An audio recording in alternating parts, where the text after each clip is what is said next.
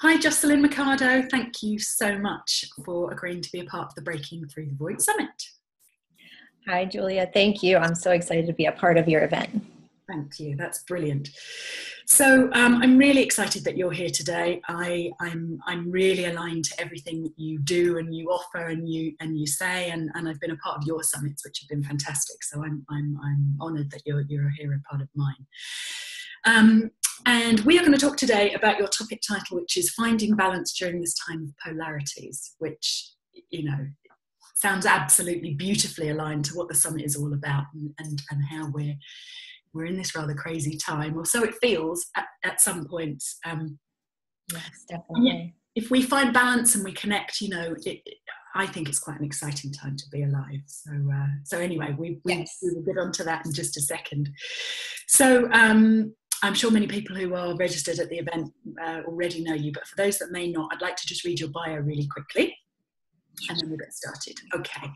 So, Jocelyn, you are the founder of Sacred Planet, a transformational life and business coach, a creator of visionary health consulting, a writer, and an environmentalist.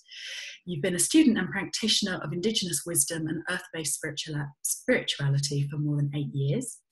And before that, you worked in finance and business for over 15 years. So you have a uniquely balanced right brain, left brain approach. Your mission is to guide you in breaking free from, or guide others, I should say, from breaking free from everything that holds them back.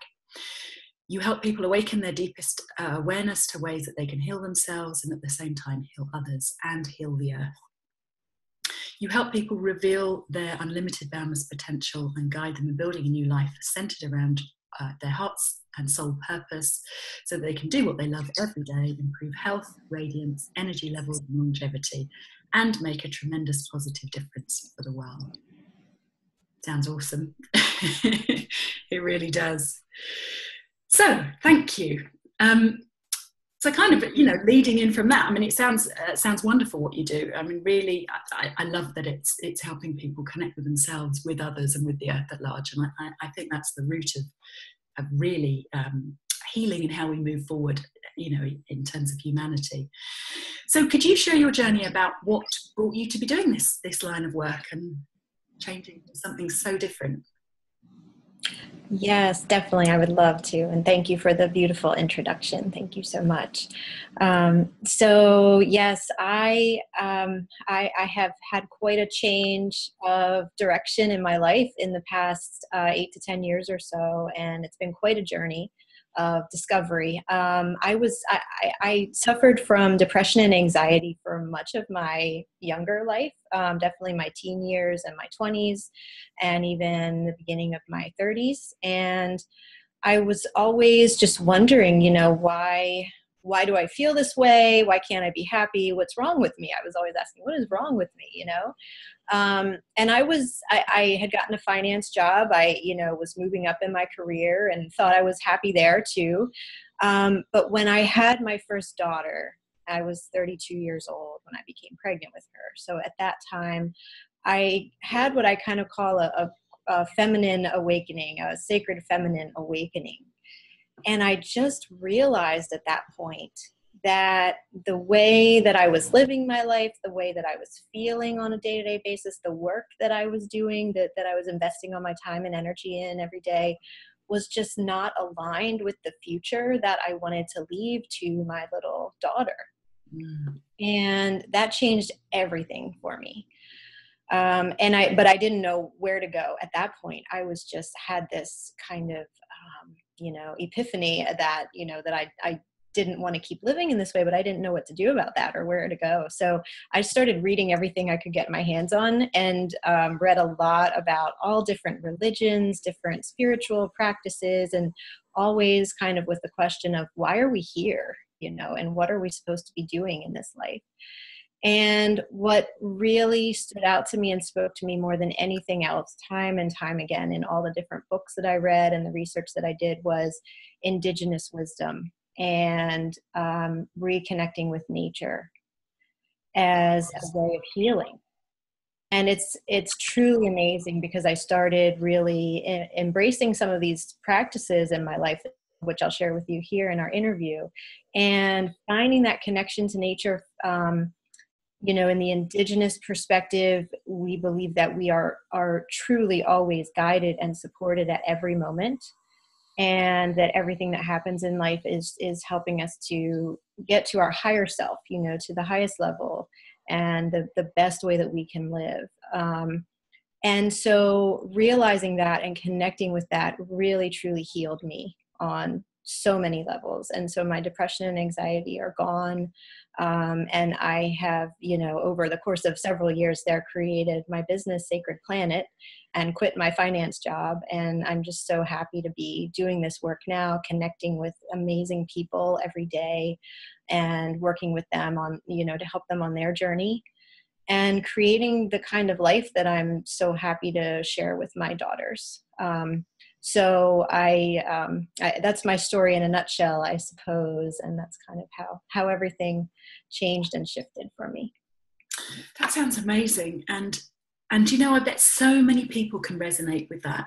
Certainly that I speak to so many people and so many clients of mine and just friends and acquaintances. And, so many people have that underlying kind of anxiety and depression, and many people just think that's normal, and I think what's so encouraging is how people are starting to connect, and they're starting to make those connections and look for things in the way that you've done, and it's really helping people. So thank you for sharing that. I bet that will really resonate with a lot of people.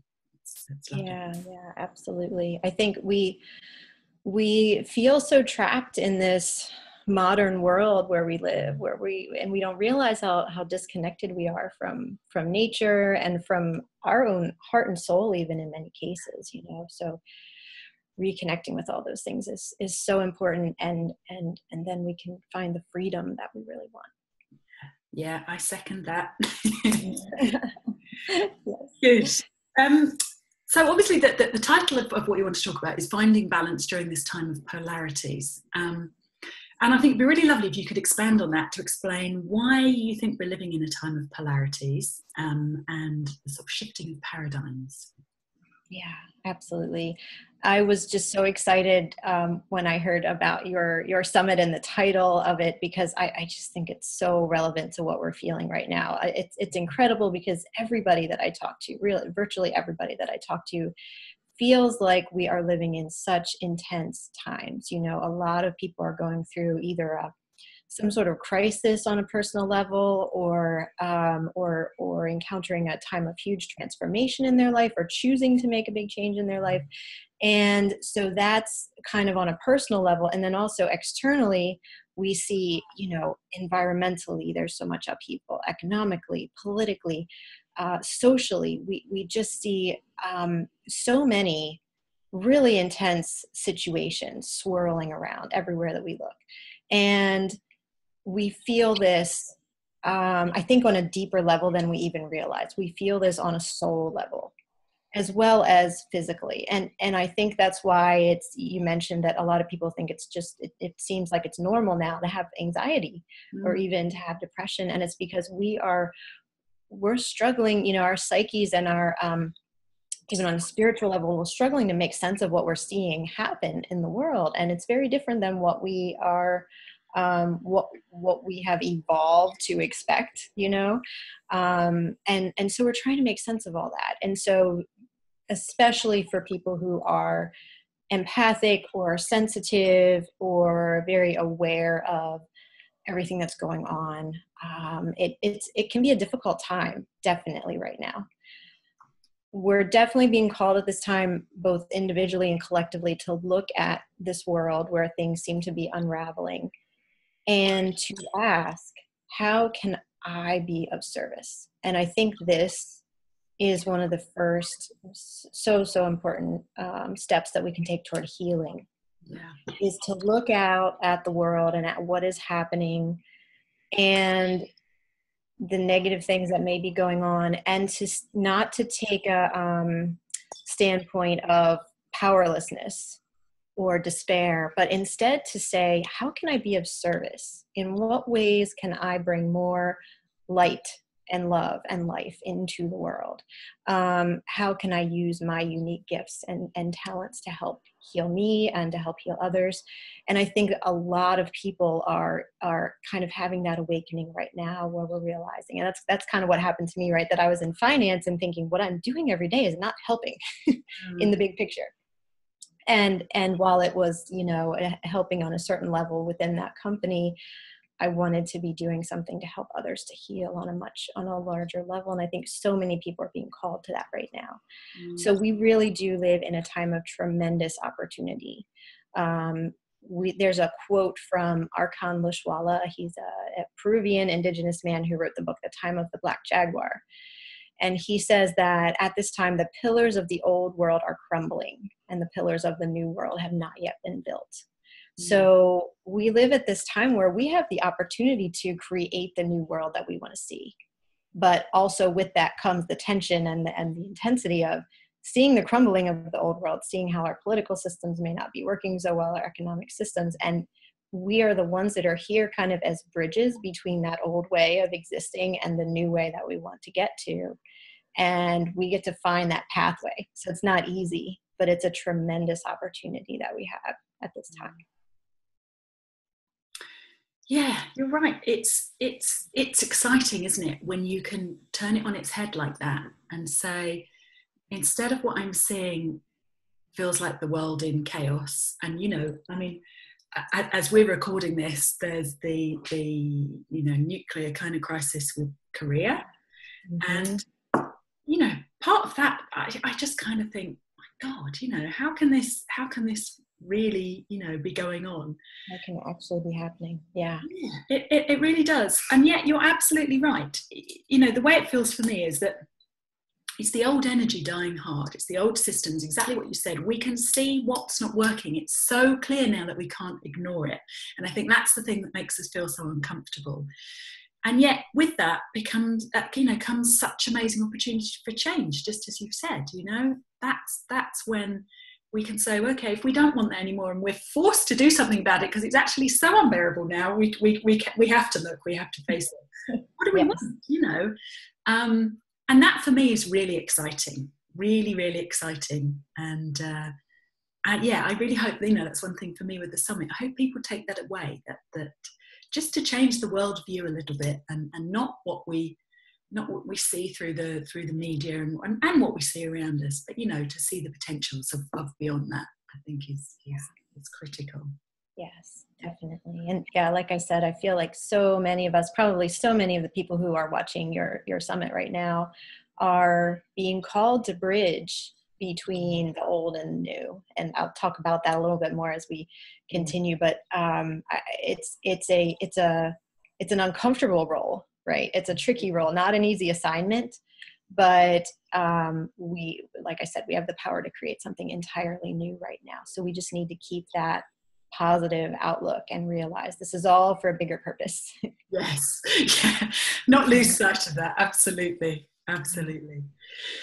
So whilst the world feels like it's unraveling and going a bit crazy, how do you think we can find balance? Yeah. So I have a lot of thoughts on that, and I want to share some really practical and easy to implement ways for everybody that's listening to really start finding balance in their lives right away. So I want to share those. So first of all, what I want to say though is it's so important to acknowledge that we each have the power to choose our reactions and to choose our perspective on what's going on. So we have the power at every moment to take a positive approach. So, for example, when we hear something, you know, something bad on the news, or if we are faced with a crisis in our own lives, we have the opportunity to recognize that when something happens like this, there is a deeper meaning to it. There is a bigger picture. And so many people, myself included, who have been through difficult situations, have realized afterwards or even during that this happened in order to bring a greater understanding or a greater level of healing or knowledge to that person or to the collective, depending on where it's happening. And so while that can be difficult to accept, but there is meaning behind, you know, these things that happen, it helps everything to feel easier when we have this overarching trust and faith that we are guided and protected, and that there is a bigger picture, and that even when difficult things happen, that we are working toward becoming our highest self through that. So that's one point that I just want to make right at the beginning. That's so important to keep in mind. We always have the power to choose our reaction. What I want to talk about next is very specifically about finding balance, because there are polarities at play right now that have in some cases become out of balance. And so, for example, we've heard a lot of talk lately about, that there's too much masculine energy, right? And that the, governmental systems are patriarchal and these kinds of things. And so this is very polarizing talk. And I think when we hear things like this, again, we have the chance to choose, we have the opportunity to choose. We need to look at how we can create more balance in how we're talking about these things and how we're perceiving them. So what we can do when we're caught in a situation where we're hearing about the, too much masculine, we need to recognize that we have in this life, on this planet, we have been given a balance of sacred masculine and sacred feminine energies. They're meant to balance one another. They're meant to work together in tandem. And so while the masculine is about doing and taking action and protecting, the feminine is about healing and connecting with the earth and passing along the ancient stories. So thinking about connecting with nature, for example, as a way to bring more of the feminine into your life. If you feel overwhelmed with having to do too much, feeling too busy, feeling rushed all the time, those are kind of the negative side of the masculine. And so when that happens, it's incredible if we take time out to do a meditation, or to spend time in nature, or to go for a long walk. Or to, if you have children or grandchildren, to play with your kids.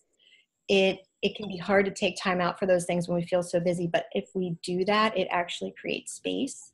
It allows us to feel more open, more whole, more fulfilled, and then we can go back and tackle that busyness with a renewed mindset. Mm-hmm. So when we look at the polarities that exist in the world, like masculine and feminine being one of those, these two kind of opposing sides, but they're meant to be balancing sides. We can always look at how, if we're feeling too much of one side, how can we balance that with the other? So I want to share a few more examples of that with some other polarities. So another polarity that's really, really prominent for us at this time is the polarity of ancient and modern. Okay.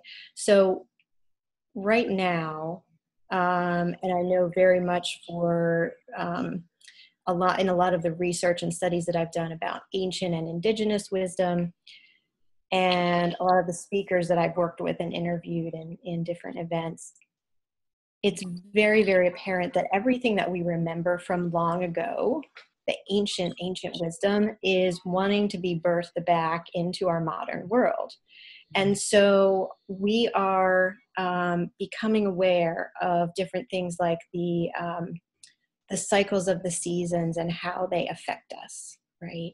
The cycles of the moon as well. These are different things we can pay attention to help bring us back into alignment with the ancient wisdom. Because right now we are so entrenched, and in many cases feeling very trapped by the kind of rules and restrictions of our modern society. So in this modern world, we're often told, that you have to find a career where you're going to make good money.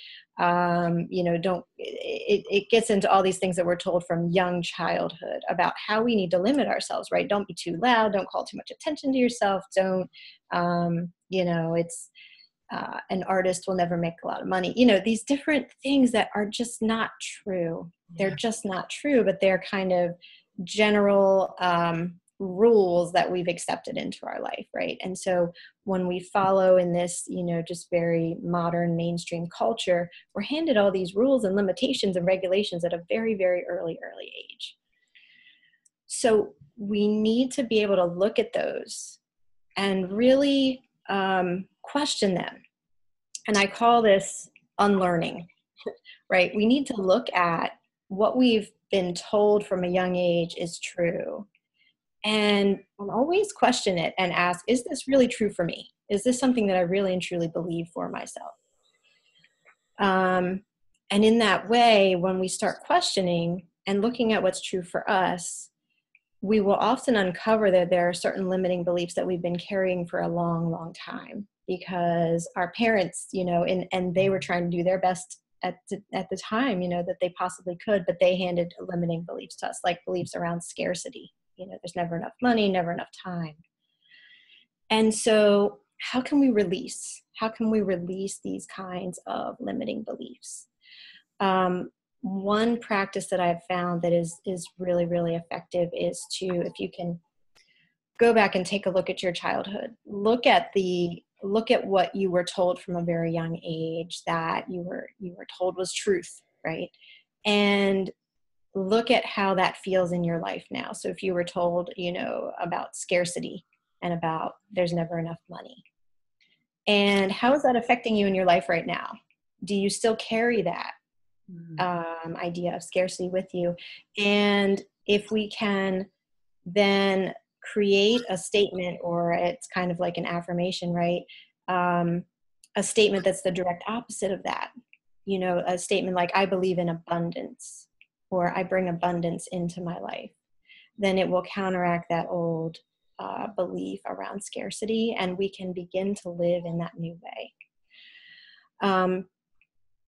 So in this category of ancient and modern, I want to share some really, really beautiful ways to reconnect with the ancient truths that we know, that we have known since the beginning of humanity, right? So one big one is spending more time in nature. So to take time out every week, for example, and go for a walk in nature. Even just going and sitting in nature for 10 minutes, even if you don't like to walk or don't have the time to go all the way out and back on a walk, just sitting with your back against a tree, or just sitting outside and watching the clouds, listening to the birds, reconnecting with nature in that way. We can do this through prayer. Prayer is a very, very ancient form of connecting with one another and healing one another. So we can send out prayers for world peace, which is much needed at this time, or if we have a meditation or a spiritual practice that we do, we can, send out an intention for peace, or a prayer for healing for all people. Another ancient way that is really coming back into our awareness right now is holding women's circles and even men's circles or brotherhood lodges for people to gather.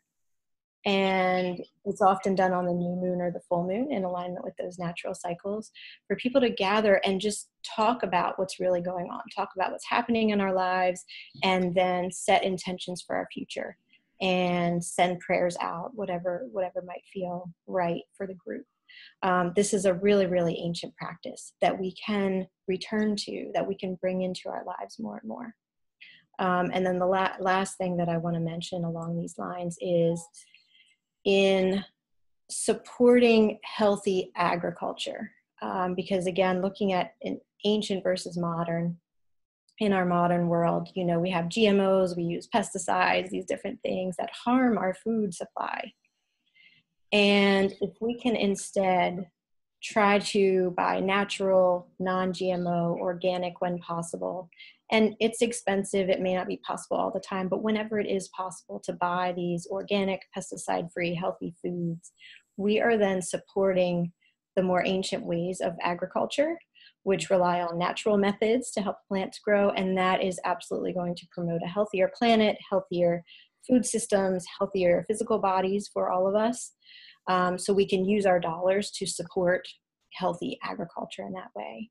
So these are just some ideas for how we can kind of get back to the ancient ways of doing things, even within our modern world.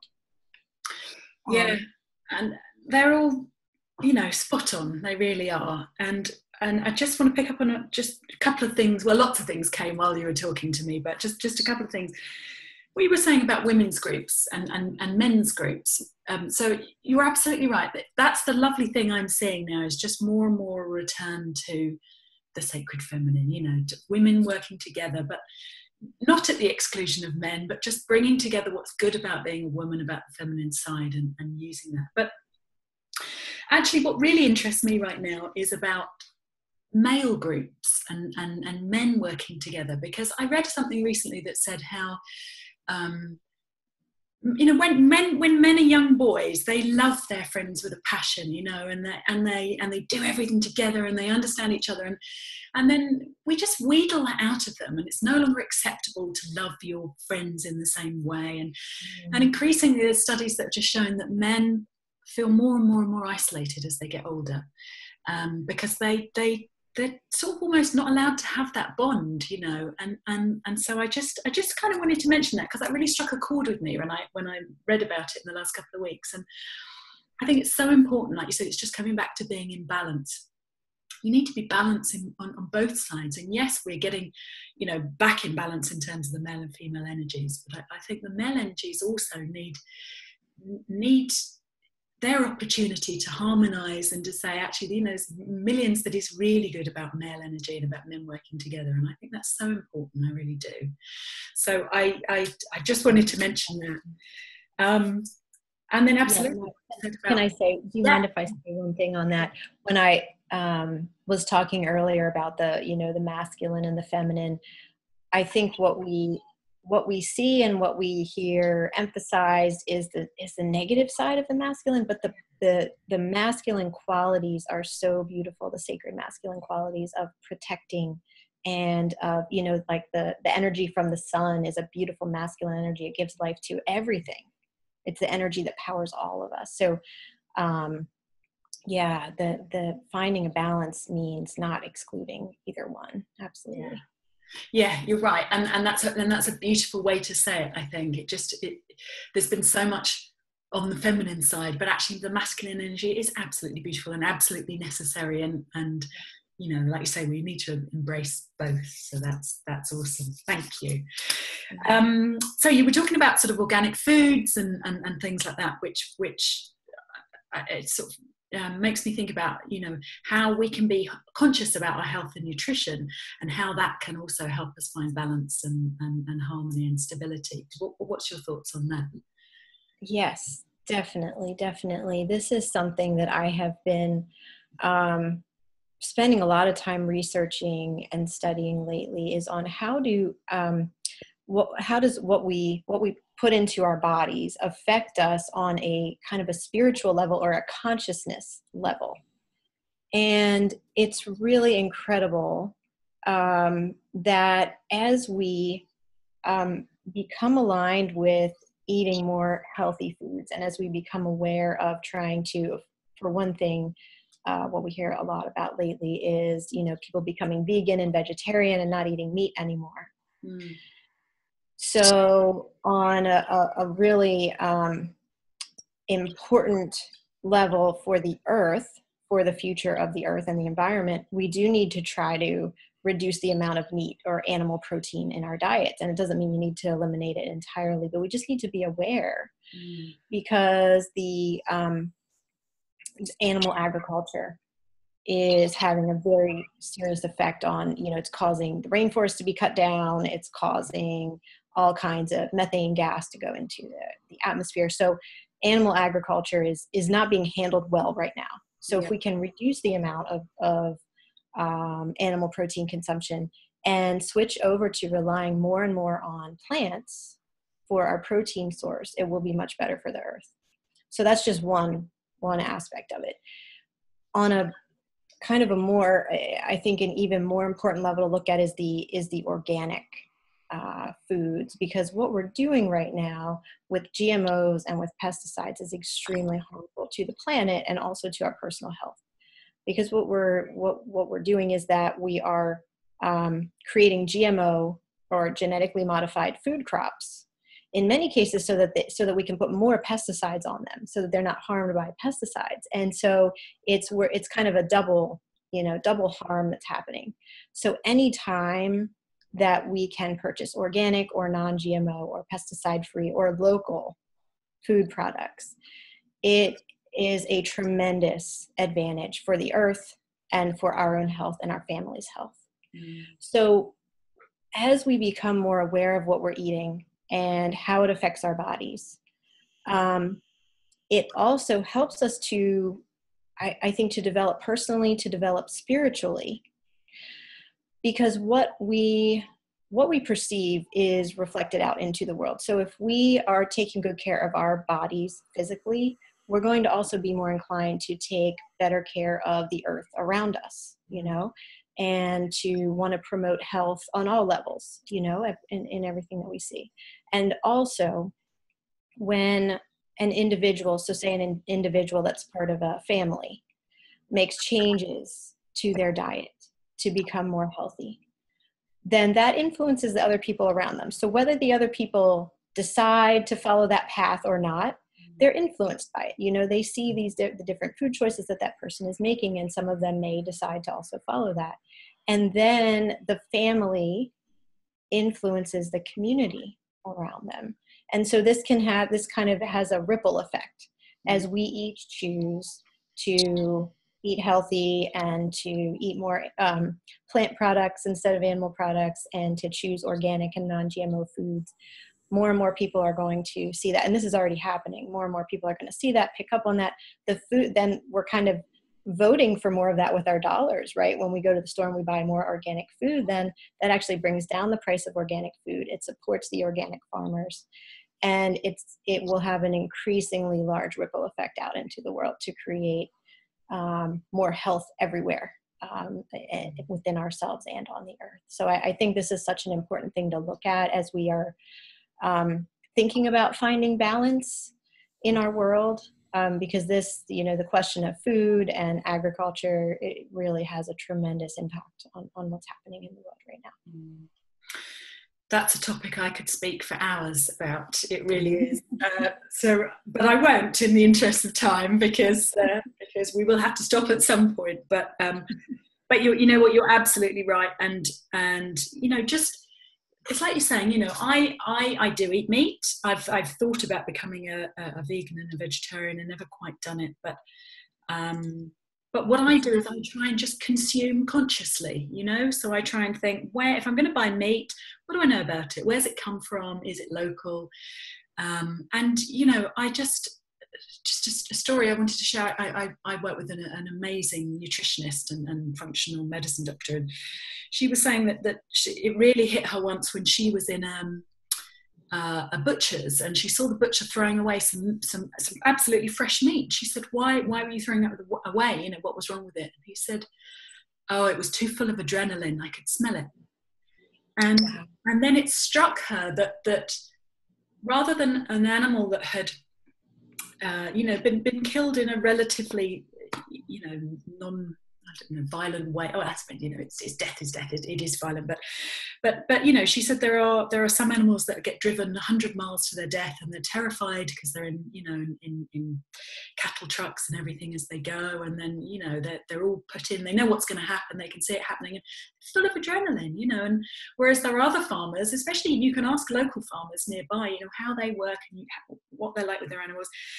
And there's a place in England called Dalesford. They're an organic sort of farm and dairy and meats, and she said that they have practices whereby the cows go every day to the same place to be milked and back, and then on the day that they're killed, they just go through another door, just off from where they normally go, and it's it happens pretty quickly, but it's just a little bit beyond what they're used to, and I just want to think that's so lovely.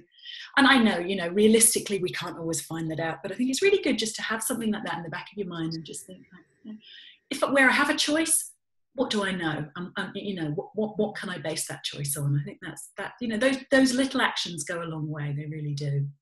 So. Yeah, to have that awareness, it will, just having the awareness itself will affect what you choose when you go to the supermarket, or, you know, that you'll decide to go to a farmer's market instead of the supermarket, or, you know, different little small shifts that we can make.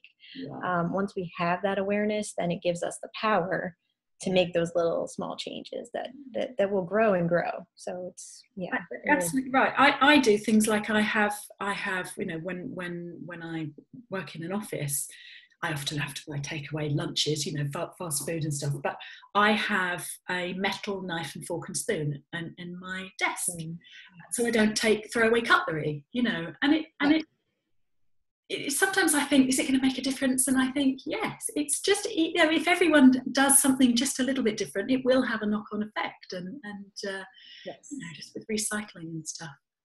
Anyway, I have digressed. I knew I would. So we are almost drawing to a close. So let me ask you one more question, if I may. Just because I think this is really, really important about us working together for the collective good. So I just wanted to get your thoughts on how we can each find our role in the collective future of humanity. Yes, definitely. This is something I love to talk about, that I could go on and on about, but I won't. So, I feel so strongly, and I have seen this happen again and again for the clients and the people that I work with, is that we each hold a special key to something that the world needs. And it's so important for each of us to acknowledge that, because as we're looking at, you know, what's going wrong in the world and all the chaos and the tension that we're feeling, it's important to know that each of us have a part of the answer to heal that. And I think that, you know, I was in corporate and I decided over the course of several years that I wanted to leave my job. And so very, very much my work right now is about helping people to break free from however they feel stuck in their lives, to break free from what has been holding them back in the past. And I just want to encourage everybody that's listening to listen to your heart, to follow your dreams, to not downplay, you know, if you have an idea for something completely different that you want to do, or if you know you're not happy at your job and you know you want to change. I want to let people know that it's not selfish to want to change your life. It is actually an act for the highest good of everyone involved, not just for you, right? So I think it's so important to recognize this, that we each have, like I said, a key to something that the world needs. And along with that, we have a sacred responsibility to bring that out to the world. So if you have a longing to, say, you know, help a local school create a vegetable garden, you know, or it could be almost anything. If you have a longing to do something and you haven't done it, I encourage you to go out and do that. Whatever it is, however big, however small, take action on it, because that will lead to one thing, that will lead to another, will help you meet new people, and new opportunities will come up that you never may have expected. So I just want to encourage everybody to take action, to do something that you love, something that you feel deeply called to. And I just want to say that, you know, there are, I've talked to a lot of people that say, well, I really, really want to do this. Like, I want to be an artist, you know, I really want to paint, but I don't see how that can help the world.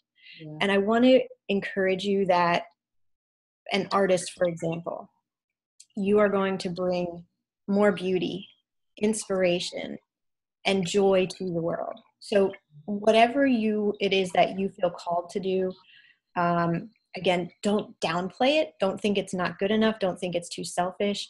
Know that you are given that longing and the passion for it for a reason. So yeah, that's what I want to share, that we all have a role in the collective future, and each one of us has a role that's very, very important, and to really follow that.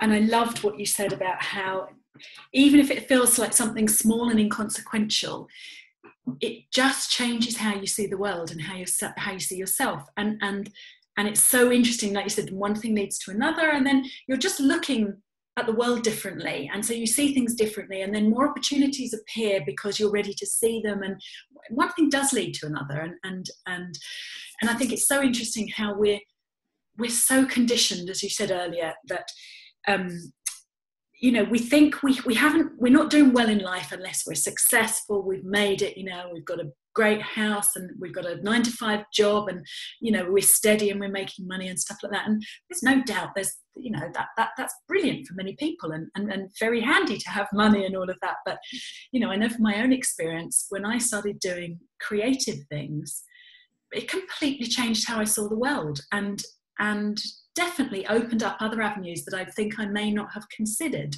had I not started to have a more creative outlook on life. So I would absolutely second, again, everything you said there. It's wonderful. Thank you. Yeah. Good. Well, thank you so much. Our time is up. I could have chatted for a lot longer. You know, really aligned with everything that you're saying. So thank you so much. And we've got your details and links to your website and everything on the summit pages. People want to find out more about you and your work and how to connect. So I love that. Thank you. Jocelyn, thank you very much indeed. It's been great having you on the summit. And I would love to share about my free gift. Please do. Right. I'm really excited to share this with everybody. So I have a beautiful, it's actually 27 pages long ebook, and it's full color. And it's called 12 Ways to Connect with the Earth and Cosmos to Activate Your Intuition and Brilliance. And I'm just really happy to share it with everybody to give you some really beautiful ways to discover your purpose, connect with nature. It has so many different really, really usable and implementable tips and action steps for you to take to move forward on your journey toward doing what you love. Perfect. Thank you. And we'll have that on the website as well, won't we, for people to access. Wonderful. Yes. Good. Thank you. Thanks again. Thank you so much, Julia. This has been such a pleasure talking with you. And thank you so much for this opportunity. Brilliant. Thanks, Jocelyn. It's been a pleasure to have you. Bye. Thanks. Bye.